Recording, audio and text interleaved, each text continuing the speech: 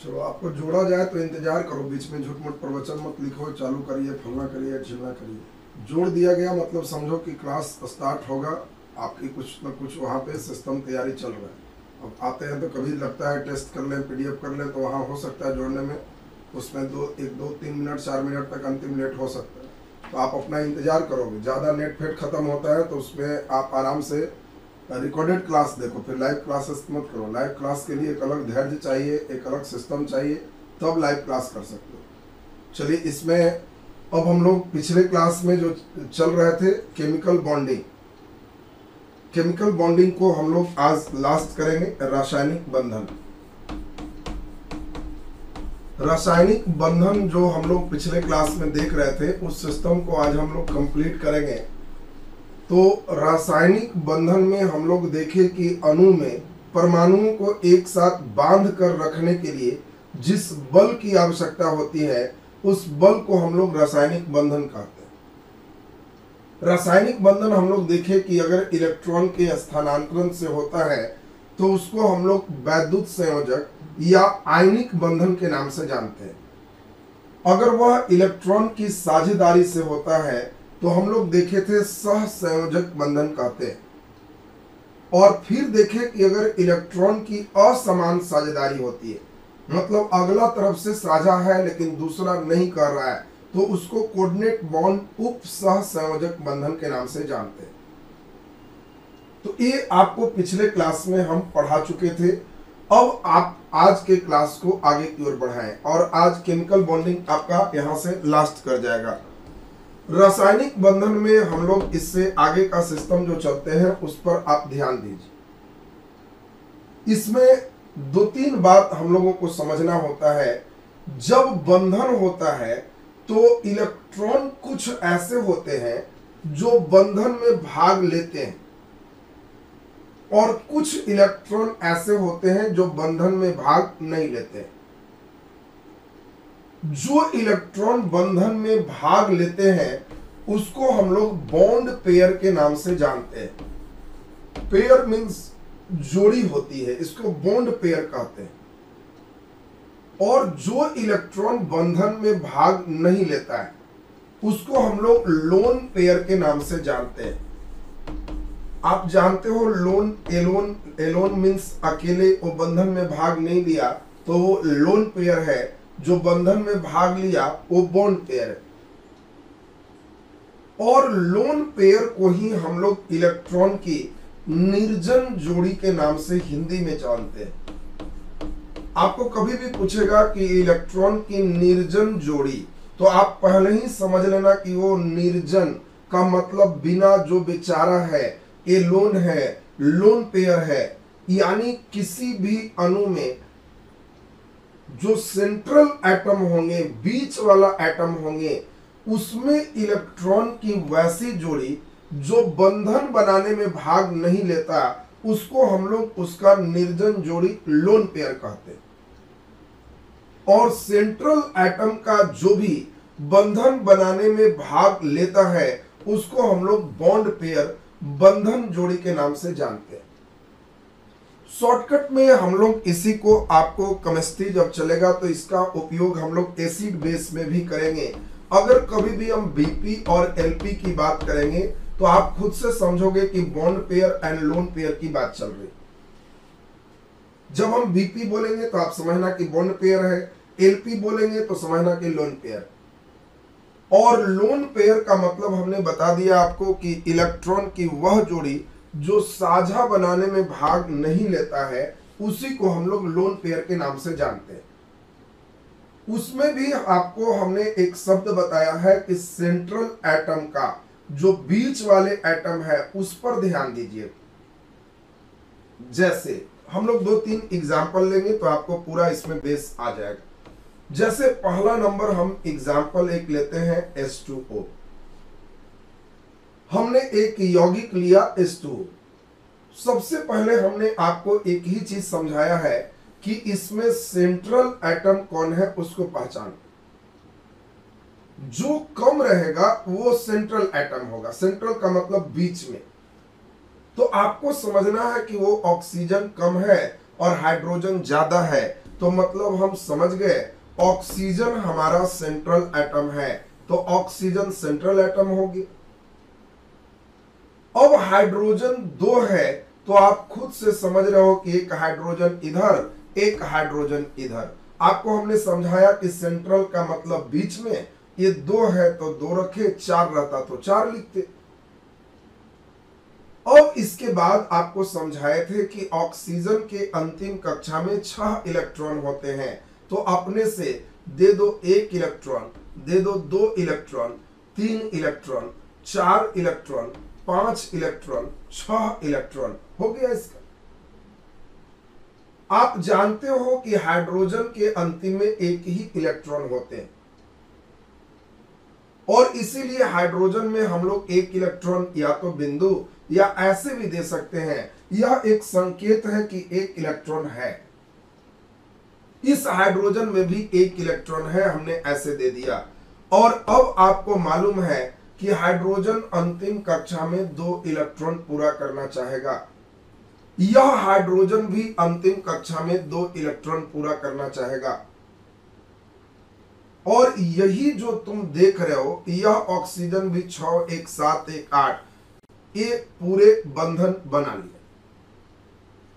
अब जो आप देख रहे हैं यहां पे, इसमें ऑक्सीजन और इन दोनों के बदले एक लकीर देते हैं कि यह हाइड्रोजन है, इन दोनों के बदले एक लकीर देते हैं कि यह हाइड्रोजन है। लेकिन इसमें हम लोग एक क्या देख रहे हैं कि ये 2 इलेक्ट्रॉन इसके साथ जोड़ी बनाने में भाग नहीं लिया, ये बेचारा अकेले था। यह 2 इलेक्ट्रॉन भी जोड़ी बनाने में भाग नहीं लिया, तो यही जो दोनों देख रहे हो, ये बेचारा अकेले अकेले रह गया, इससे कोई हाइड्रोजन नहीं जुड़ पाया, इसीलिए इसको कहा गया कि यह लोन पेयर है। इसी को इलेक्ट्रॉन की निर्जन जोड़ी कहा गया। मतलब आपसे पूछा जाए कि बोलो H2O में लोन पेयर की संख्या कितने हैं और बॉन्ड पेयर की संख्या कितने हैं, ये H2 में O में आपको बताना है। लोन पेयर की संख्या H2O में कितने हैं, इसी को हमने देखा कि इसको हिंदी में इलेक्ट्रॉन की निर्जन जोड़ी कहते हैं। आपसे परीक्षा में डायरेक्ट क्वेश्चन आ सकता है, H2O में निर्जन जोड़ी की संख्या कितनी है। तो बिल्कुल देखिए रितेश जी 4 लिख रहे हैं, 4 लिख रहे हैं। जोड़ी समझते हो तुम लोग? जोड़ी का मतलब हो गया 2, 2 मिला के एक जोड़ी होता है। और इसीलिए निर्जन जोड़ी का मतलब ये 2 मिला के एक जोड़ी, ये 2 मिला के एक जोड़ी, इसीलिए लोन पेयर की संख्या 2 है। जोड़ी मतलब 2 में सोचना, 2 मिलेगा तो 1 होगा। आपके पास चप्पल है और हम कहें कितने जोड़ी चप्पल है, तो अगर आपके एक चप्पल है, दोनों पैर में एक एक पहने हैं, तो एक जोड़ी चप्पल होगी। तो इसमें लोन पेयर की संख्या 2 हो गया। ये दोनों बॉन्ड पेयर है, दोनों मिला के 1, दोनों मिला के 1, बॉन्ड पेयर भी 2 हो गए। कभी कभी इसी से आपको बेहतर क्वेश्चन पूछेगा कि सिंगल बॉन्ड में कितने इलेक्ट्रॉन की साझेदारी होती है, तो आपको अपने समझना है कि सर सिखाए थे 2 इलेक्ट्रॉन हो जाएगा तो उसको सिंगल बॉन्ड बोलेंगे। सिंगल बॉन्ड में 2 इलेक्ट्रॉन की साझेदारी होती है। तो बिल्कुल देखो एकदम बहुत ही बढ़िया से आप लोग बॉन्ड पेयर, लोन पेयर, इसी को निर्जन जोड़ी बहुत अच्छा से समझे हो। 1-2 एग्जाम्पल और दे देंगे तो आपके एकदम फुल कंसेप्ट एकदम आ जाए। सपोज मान लेते हैं आपसे हमने दे दिया NH3 और आपसे पूछे कि NH3 में बॉन्ड पेयर और लोन पेयर का नंबर बताओ कितने हैं, तो सारे बच्चे ये समझ रहे होंगे कि N फॉर नाइट्रोजन है, ये हमारा सेंट्रल एटम है। क्यों? कम है इसीलिए। सबसे पहले तो हमें सेंट्रल एटम पहचानना है, कम रहेगा वो हमारा सेंट्रल एटम होगा। और तब हाइड्रोजन 3 है, किसी भी 3 हिस्से में हम हाइड्रोजन को लिख देंगे, जिधर इच्छा दिल करे लिख दो। हाइड्रोजन के अंतिम कक्षा में 1 इलेक्ट्रॉन है, तो हाइड्रोजन के अंतिम कक्षा में 1 इलेक्ट्रॉन कर दो। नाइट्रोजन की अंतिम कक्षा में 5 इलेक्ट्रॉन होता है, इसको 1 ही चाहिए तो 1 दो, 1 ही चाहिए तो 1 दो, एक ही चाहिए तो एक दो, दो को साइड कर। कोई बच्चे ये नहीं पूछना कि सर यहाँ दो क्यों नहीं दिए, हम पहले अंदाज करेंगे कि इसको एक चाहिए तो एक ही दें। और सारे बच्चे समझ गए होंगे कि ये दोनों ऐसे, यह ऐसे, यह ऐसे, और 5 1 6 1 7 1 8 ये ऐसे स्ट्रक्चर बन के तैयार हो। अब सारे बच्चे यह समझ गए होंगे कि नाइट्रोजन का स्ट्रक्चर में एक हाइड्रोजन इधर, एक हाइड्रोजन इधर, एक हाइड्रोजन इधर, NH3 बन गई। अब आपको इसमें कहा जाए कि बोलो बॉन्ड पेयर की संख्या कितनी है और लोन पेयर की संख्या कितनी है, NH3 में निर्जन जोड़ी की संख्या कितनी है, ये आपसे पूछा जाए तो बिल्कुल बहुत ही बढ़िया सारे बच्चे एकदम समझ रहे हो, बहुत शानदार, बहुत बढ़िया। आप सारे बच्चे समझ रहे हो कि जो लोन का मतलब एलोन है, ये दोनों अकेले अकेले है तो जोड़ी मतलब एक होता है, तो लोन पेयर का संख्या एक होगी। और बॉन्ड पेयर का मतलब बंधन, पेयर जोड़ा, एक जोड़ा, दो जोड़ा, तीन जोड़ा, तो बॉन्ड पेयर की संख्या 3 होगी। अब आपको यही क्वेश्चन आएगा कि NH3 में बॉन्ड पेयर कितने, लोन पेयर कितने। देखो मैक्सिमम बच्चे एकदम सही बना दिए हो, बहुत सुंदर। एक एग्जांपल और ले लेंगे तो हम उम्मीद करेंगे कि आप सारे लोग एकदम सीख गए। मान लो हम अगला एग्जांपल ले रहे हैं HCl, और HCl में आपसे कहें कि नंबर ऑफ लोन पेयर और नंबर ऑफ बॉन्ड पेयर ये निकालो, तो सारे लोग समझ रहे होंगे कि इसमें दोनों एक एक है, तो कोई बात नहीं, सेंट्रल एटम की जरूरत ही नहीं है, दोनों को सीधा लिख देंगे। फिर ये भी हम लोग समझ लेंगे कि हाइड्रोजन की अंतिम कक्षा में 1 इलेक्ट्रॉन है, क्लोरीन के अंतिम कक्षा में 7 इलेक्ट्रॉन है। 7 है तो हमको एक ही इधर चाहिए, 2 इधर, 2 इधर, 2 इधर, 6 1 7 हो गया। इसमें अपने से 7 1 8, 1 1 2 हो गया, 7 1 8 हो गया। इसमें हम लोग खुद देख रहे हैं लोन पेयर कितने, बॉन्ड पेयर कितने, सारे लोग का क्लियर होना चाहिए। और सभी बच्चे का बिल्कुल क्लियर है, लोन का मतलब 1 2 3 3 लोन पेयर है, बॉन्ड पेयर का मतलब 1 बॉन्ड पेयर है। और बिल्कुल अब आपको बात एकदम क्लियर होगी। यानी अब किसी भी मॉलिक्यूल में अगर आपको बॉन्ड पेयर और लोन पेयर के लिए नंबर पूछेगा इलेक्ट्रॉन का कितना है, तो आप एकदम मजे में आसानी से इसको निकाल सकते हो। चलिए बहुत ही सुंदर। अगला नंबर हम इसी प्रकार से अब आपको चले, 2 तरह की इलेक्ट्रॉन समझना है। एक का नाम है, इसको हम लोग संयोजी इलेक्ट्रॉन कहते हैं, और दूसरा का नाम है जिसको हम लोग कोर इलेक्ट्रॉन के नाम से जानते हैं। 2 तरह का इलेक्ट्रॉन है, एक संयोजी इलेक्ट्रॉन और दूसरा नंबर है कोर इलेक्ट्रॉन। 2 प्रकार का आपको इलेक्ट्रॉन हो, संयोजी इलेक्ट्रॉन और कोर इलेक्ट्रॉन। संयोजी को इंग्लिश में हम लोग वैलेंस इलेक्ट्रॉन के नाम से जानते हैं।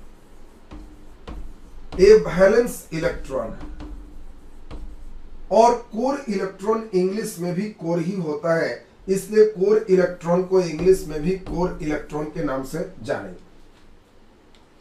कई बार अब इसमें हम लोग ध्यान दीजिए, कैसे आपको वैलेंस इलेक्ट्रॉन निकालना है, कैसे कोर इलेक्ट्रॉन निकालना है, बहुत आसान है।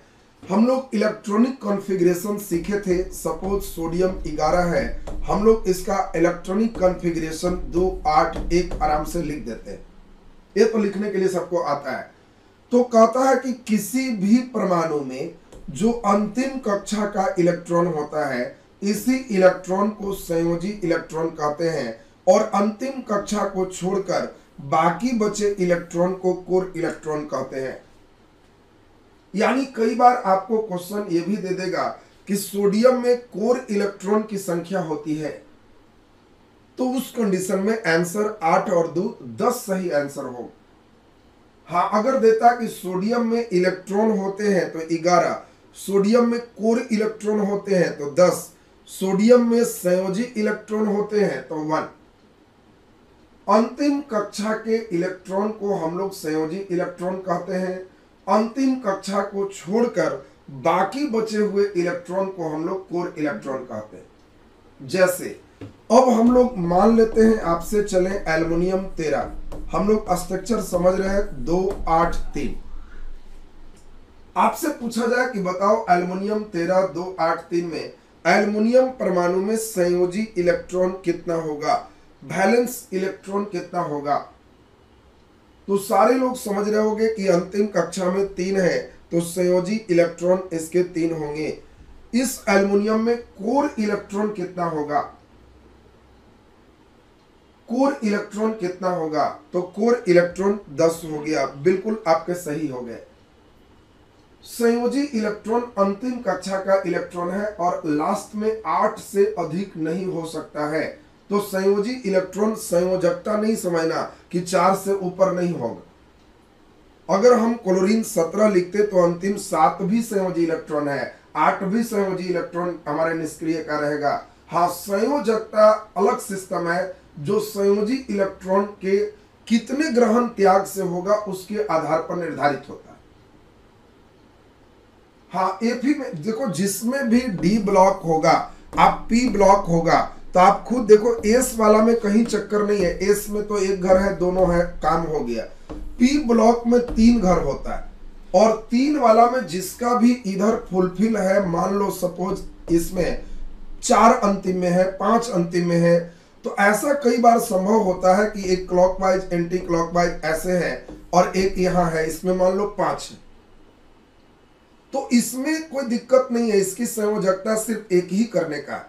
लेकिन अगर कभी बाई दी वे किसी का भी अगर इस प्रकार से भरा हुआ है जिसमें आप देख रहे हो कि यह पूरे भर गया और इसका एक ही भरा, तो ऐसे कोई भी जो कंपाउंड होंगे, कोई भी जो तत्व होंगे, चाहे वो लोहा होगा, चाहे वो कॉपर होगा, चाहे वो Hg होगा, किसी में भी एक से अधिक वैलेंसी का टेंडेंसी इसके कारण पाया जा सकता है।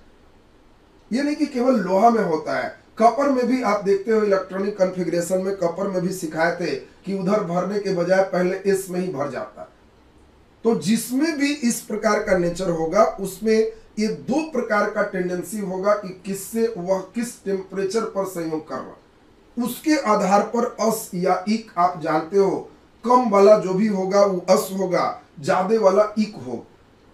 जैसे कॉपर है तो क्यूप्रस क्यूप्री, लोहा है तो फेरस फेरिक, टीना है अस्टेनस अस्टेनिक, मरकरी है मर्क्यूरस मर्क्यूरी। कई में सभी मेटल्स में जहां पे ये ब्लॉक पूरा फुलफिल नहीं है, एक से अधिक की कमी है, तो वहां ऐसा टेंडेंसी हो सकता है। अब हम लोग पूरे संयोजी इलेक्ट्रॉन क्या है, कोर इलेक्ट्रॉन क्या है, ये भी बात बिल्कुल क्लियर समझ गए। अब एक नया सिस्टम देखें जो प्रायः इधर के टेंडेंसी में पूछना शुरू कर दिया। ये क्या पूछ रहा है उसको समझें। जब ये स्ट्रक्चर बनता है, जैसे हम H2O बनाए, तो ये तो समझ गए कि वो इधर है, और फिर ये भी समझ गए कि हाइड्रोजन इधर है, हाइड्रोजन इधर है, ये भी समझ गए कि इसमें 2 इधर है 2 इधर है। ये अभी जस्ट हम लोग बनाए थे। लेकिन अब यही चीज को हम लोगों को बढ़िया से समझना होता है कि इसमें क्या ये हाइड्रोजन सीधा सीधा रहेगा, इसके बीच कितना एंगल होगा, इसको हम लोग बंधन कोण कहते हैं, बॉन्ड एक एंगल कहलाता है। आपसे क्वेश्चन पूछ सकता है कि H2O में हाइड्रोजन के बीच का कोण कितना होगा और इसका किस प्रकार का स्ट्रक्चर होगा, ये चीज आपसे पूछा जा सकता है। तो ये तभी 180 होगा जब इसके पास यह सब इलेक्ट्रॉन नहीं रहता, पूरे बराबर बराबर फेज में होता, तब वह स्ट्रक्चर हो सकता है। लेकिन अगर ऐसा स्ट्रक्चर है तो आपको जान के बड़ा आश्चर्य होगा कि H2O में जो बनावट होते हैं, वो बनावट में O तो सीधा होता है, बाकी H ऐसे होता है, एकदम सीधा सीधा नहीं रहता है। ये जब बनते हैं तो उसमें एकदम पूरा पूरा ये नहीं होता है, और इसीलिए H2O के इस बनावट को हम लोग एंगुलर कहते हैं, कोणीय कहते हैं। आपसे पूछा जा सकता है कि H2O की संरचना होती है, अब उसमें दे देगा रेखीय, कोणीय, पिरामिड के आकार का, चतुष्फल के आकार का, ये सब स्ट्रक्चर है। तो अब आपको यहां पे बिल्कुल आपको ध्यान रखना है कि एंगुलर जो सिस्टम देख रहे हो एंगल में बने हुए, तो आपको ध्यान रखना है कि जल में 180 का एंगल नहीं होता है दोनों हाइड्रोजन के बीच में। पारसमणि जी लिख रहे हैं कि 106 डिग्री से अधिक होता है, आपका जो एरो दिए वो अधिक का है, अधिक नहीं कम होता है, और यह एंगल 105 डिग्री होता है। आपको लिखना भी है तो 106 से ऐसे कर सकते हैं, ऐसे का मतलब एक ठीक है आपने लिखा है, जो मान होगा 106 से कम होगा, बिल्कुल सही आपने लिखा है, सही है। तो अब इसमें आपको ध्यान रखना है कि जल में डायरेक्ट एंगल पूछने का आजकल फैशन चल रहा है, कई में पूछ सकता है। जो जो इंपॉर्टेंट है वो आपको याद रखना होगा, इसके लिए हम लोग निकालने की कोई प्रक्रिया नहीं है। इसमें आपको सीधा सीधा ध्यान रखना है कि यह अपने स्ट्रक्चर के अनुसार हाइड्रोजन हाइड्रोजन और ऑक्सीजन ये एक स्ट्रक्चर बनाए, और यह डिपेंड करेगा वो किस तरह से ओवरलैप कर रहा। एस का ओवरलैपिंग है, SP का ओवरलैपिंग है, PP का ओवरलैपिंग है, और उसके आधार पर इसके एक स्ट्रक्चर बने। और आपको ज्यादा नहीं 5-6 का अभ्यास करके इस स्ट्रक्चर को एकदम दिमाग में बैठा लेना है कि H2O का स्ट्रक्चर कोणीय होता है और इसके बीच का जो एंगल है हाइड्रोजन में 105 डिग्री होता है। इसी प्रकार और भी कई एग्जाम्पल दे देते हैं। मान लो हम CO2 का एग्जाम्पल दे देते हैं, जो जो महत्वपूर्ण है 5-6 आपको एकदम ध्यान रखना है। तो CO2 में देखो ऐसा इसीलिए इसमें हो पाया, ऐसा इसीलिए हो पाया क्योंकि ऑक्सीजन के पास लोन पेयर 4 बचा हुआ है, और ये 4 लोन पेयर के कारण इसका स्ट्रक्चर सीधा नहीं हो पाया। जिसमें लोन पेयर नहीं रहेगा वो सीधा हो जाएगा। तो अब आपको ध्यान रखना है कि CO2 में, अब आप जानते हो कार्बन के पास 4 ही इलेक्ट्रॉन होते हैं, ऑक्सीजन के पास 6 होते हैं, ये 6 और 2 8, ये भी ऑक्सीजन 6 और 2 8, इसके पास कोई लोन पेयर नहीं है। और जब कभी भी लोन पेयर नहीं होगा तो 1 बॉन्ड 2 बॉन्ड 2 बॉन्ड 2 बॉन्ड, यानी इसका स्ट्रक्चर आप समझ गए, इसमें कोई लोन पेयर नहीं है। और लोन पेयर कभी नहीं होगा तो वो बराबर बराबर दूरी पर चला जाएगा, और इसी स्ट्रक्चर को हम लोग कहते हैं कि यह रेखीय स्ट्रक्चर है, और इसके बीच का एंगल 180 डिग्री होगा। जिसमें भी कोई लोन पेयर नहीं है, बात को समझिएगा, ये एक आसान है जिसमें आपको ध्यान रखना है। अमोनिया की भी बात चलेंगे, अमोनिया में थोड़ा NH3 है, उसमें भी आप देखोगे लोन पेयर बच गया। लोन पेयर जहां बच जाएगा तो उसका स्ट्रक्चर सीधा सीधा नहीं होगा। अब अमोनिया तुम पूछा तो अमोनिया में तुम खुद जान रहे हो कि नाइट्रोजन में 5 है, 3 हाइड्रोजन इसमें जुटेगा, तो ये निश्चित है कि 3 हाइड्रोजन है, 2 लोन पेयर है। तो ये अगर लोन पेयर नहीं होता तो 360/3 120 डिग्री का एंगल बनता, सब बराबर दूरी पर होता। लेकिन जैसे ही लोन पेयर हो गया तो ये पक्का पक्की हो गया कि बराबर दूरी पर नहीं हो, और इसीलिए ये जो स्ट्रक्चर देखते हो अमोनिया का, ऐसा स्ट्रक्चर आता है, और इस स्ट्रक्चर को हम लोग पिरामिडल स्ट्रक्चर के नाम से जानते हैं। एक पिरामिड का स्ट्रक्चर, अमोनिया का जो स्ट्रक्चर देख रहे हो पिरामिडल है, और अमोनिया में जल से थोड़ा ज्यादा, वहां आपको 105 था, यहां 109 डिग्री का एंगल आएगा। तो अभी हमने यही बताया कि अगर लोन पेयर अमोनिया में नहीं रहता तो अमोनिया भी पूरे 360/3 120 हो जाता। CO2 का आपने देख लिया, रेखीय स्ट्रक्चर हो गया। इसी प्रकार मान लो आपको C2H2 कह रहे हैं, ध्यान देते जाओ, 4-5 में आपका क्लियर होते चला जाएगा। अगर हम C2H2 की बात करें तो फिर सारे बच्चे को क्लियर हो रहा है कि कार्बन 2 है, हाइड्रोजन 2 है, हाइड्रोजन को 1-1 चाहिए तो 1-1 हो गया, यहां ट्रिपल बॉन्ड हो गया। ट्रिपल बॉन्ड का मतलब 3 और 1 4, एकदम टोटल सारे बॉन्ड इसके क्लियर हैं, और इसीलिए हम लोग समझ गए कि ये C2H2 जो देख रहे हैं इसका भी स्ट्रक्चर कैसा होगा, तो C triple bond H H, इसका भी स्ट्रक्चर कैसा होगा, रेखीय होगा। और इसमें भी एंगल कितना होगा, 180 डिग्री होगा। इसी प्रकार से अभी एक और ये भी NH3 भी कई जगह पूछा हुआ है, इसको भी हम लोग कर ले NH3। NH3 में अभी हमने आपको बताया कि इसमें चूंकि लोन पेयर रह जाता है, इसीलिए नाइट्रोजन में तीनों हाइड्रोजन बराबर बराबर दूरी पर नहीं होता है, दो हाइड्रोजन के बीच की दूरी ज्यादा होती है, और यही दोनों के जो एंगल है हमने बताया 109 डिग्री है। एक हाइड्रोजन कम दूरी पर होते हैं और यही सबको मिला देते हैं, तो इसका स्ट्रक्चर हम लोग कहते हैं कि ये पिरामिडल स्ट्रक्चर का है, पिरामिड स्ट्रक्चर का है। आपसे पूछा जाए कि NH3 किस प्रकार का आपको स्ट्रक्चर है, तो पिरामिड स्ट्रक्चर का। कितने एंगल हैं, तो आपको ध्यान रखना है 109 डिग्री। इसी प्रकार से अगर हम चले तो आपको ध्यान रखना है, अगला है मीथेन CH4, ये भी इंपॉर्टेंट है। मीथेन के बाद इसी के जैसा स्ट्रक्चर है हीरा का, हीरा का भी स्ट्रक्चर आपसे पूछता है। इसके बाद एक स्ट्रक्चर और है कार्बन के साथ क्लोराइड ले लो, कार्बन टेट्रा क्लोराइड का, CCl4 का। ये सभी का जो स्ट्रक्चर आप देख रहे हो, ये सभी के स्ट्रक्चर चतुष्फलकीय, चतुष्फलकीय। चतुष्फलकीय का मतलब है चार फलक वाला, टेट्राहेड्रल स्ट्रक्चर इसको कहते हैं। और इसमें चार है कार्बन, और चार तरफ से सिस्टम जुटेगा, 1 2 3 4, और चारों एक दूसरे से इस प्रकार से कभी भी ऐड होगा तो कहोगे कि सर समझ गए, ये चतुष्फलकीय स्ट्रक्चर कहलाता है। और ये चतुष्फलकीय स्ट्रक्चर में इसका जो बॉन्ड एंगल है थोड़ा सा ज्यादा, 109 डिग्री ये भी है, 28 मिनट के बराबर होता है।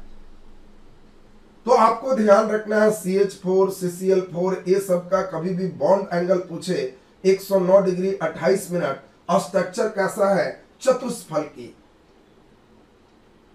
अब एक और इसमें ध्यान दे दीजिए, देखो ज्यादा का ध्यान की जरूरत नहीं है कि कितना रटेंगे, प्रायः जो बहुत कॉमन है, जैसे आपको H2O, जैसे आपको CO2, जैसे आपको NH3, जैसे आपको मीथेन, इसी में आपको हीरा, इसी में आपको ग्रेफाइट, इतना का स्ट्रक्चर तुम अगर क्वेश्चन बैंक देखोगे तो इसमें अक्सर तुमसे रिपीट करता है।